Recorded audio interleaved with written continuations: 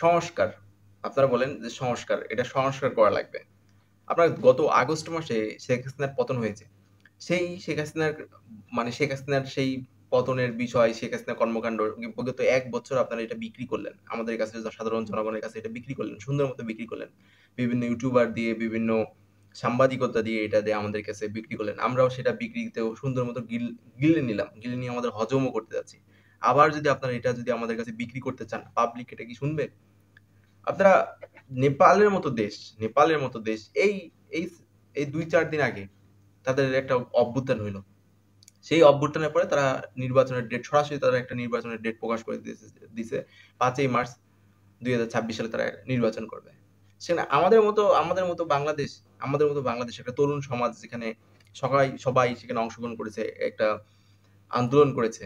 শেখ হাসিনা উচ্ছেদের জন্য একটা আন্দোলন করেছে। সেই আন্দোলনে সবার একটা ভূমিকা ছিল। আপনারা বেশ কয়েকজনের সেই আন্দোলনকে আপনারা একমুখী আন্দোলনে নিয়ে গেলেন। এনসিপি বলে যে আমাদের কারণে আন্দোলন হয়েছে। জামাত বলে আমাদের কারণে আন্দোলন হয়েছে। জামাত-শিবির তারা তো বলে আমাদের কারণে আন্দোলন হয়েছে। এদিকে আবার ফের বিএনপি বলে যে ছাত্রদল বলে দেয় আমাদের জন্য আন্দোলন হয়েছে। আমাদের অবদান বেশি। এই নিয়ে আপনারা এই ঠেসাঠেসি করতে, করতে আপনারা ৬ মাস পার করলেন। বিভিন্ন ধরনের ইস্যু সামনে নিয়ে চলে আসলেন। এখন বিষয় হলো আপনার এগুলা কেন দরকার কি? করার বা কেন দরকার? আপনারা একটা নির্বাচন দিয়ে দিতেন। নির্বাচনের জনগণ যাদের পছন্দ, তাদেরকে জনগণ পছন্দ যাদের করতো তাদেরকে ক্ষমতায় নিয়ে আসতো। সেই হিসেবে দিয়ে দিত। আপনারা একটা নির্বাচন নিয়েও একটা ধোঁয়াশার মধ্যে ফেলে রাখছেন। এগুলো একটা দেশের জন্য খুবই একটা খারাপ জিনিস। দেশকে সামনে আগানোর জন্য খুবই একটা খারাপ জিনিস। দেশ দিনে, দিনে পিছিয়ে যাচ্ছে।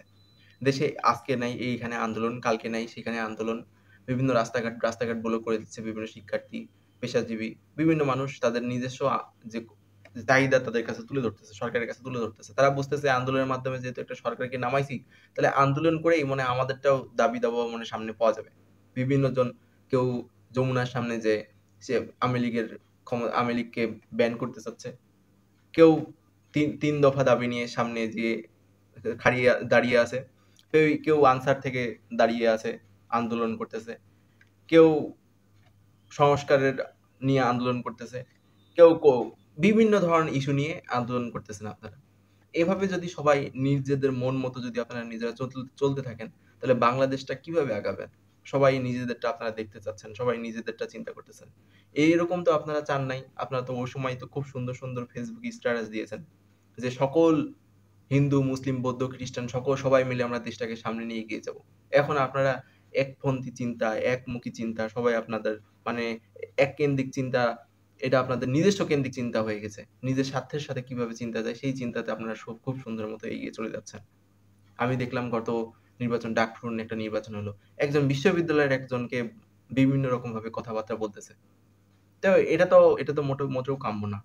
আমাদের মতো মানুষ আমরা অনেক কিছু আপনাদের কাছে শিখবো। আপনারা বাংলাদেশের সবথেকে নামকরা একটা প্রতিষ্ঠান যেখানে বাংলাদেশের শিক্ষার কারিগর সেখান থেকে আপনারা পড়ালেখা করেন। সেখান থেকে আপনাদের কাছে আমরা শিখবো, জানবো। কিন্তু আপনাদের যদি এরকম মারমুখী চিন্তাভাবনা থাকে, মারমুখী আচরণ থাকে তাহলে আমরা কিভাবে আপনাদের কাছে শিখবো? আন্দোলন সবাই করেছে। আন্দোলন শুধু আপনারা একাই করেন নাই। আন্দোলন সবাই করেছে।